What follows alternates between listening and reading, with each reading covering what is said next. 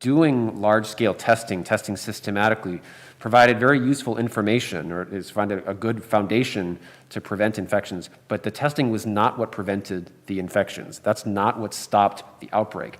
What stopped the outbreak was when they found cases, they were isolated. They had a separate dormitory where if someone tested positive, they moved out of their room, their dorm, out of the environment where they shared space with other people, into an environment where they were isolated.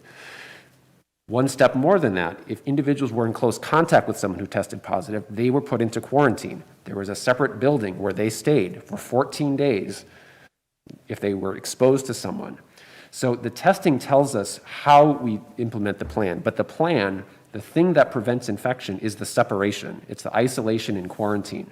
So the good news with that is that we don't need to test the whole population in order for that strategy that was effective on the campus to be effective statewide. What we really need to do is be serious about every single case that gets isolated effectively. All exposed people get tested and quarantined. And the other thing that it must be said was really successful on our campuses is close to 100% face covering use in public. I don't think that can be overstated. So I think it was that visit was helpful in shining a light on a success story on how an outbreak that was really growing very quickly was able to be brought under control. And the lessons are the things that we've been recommending, but they were able to do it in a coordinated way with a high degree of fidelity or success. And I think the epidemic curve being turned and flattened is really good evidence of that.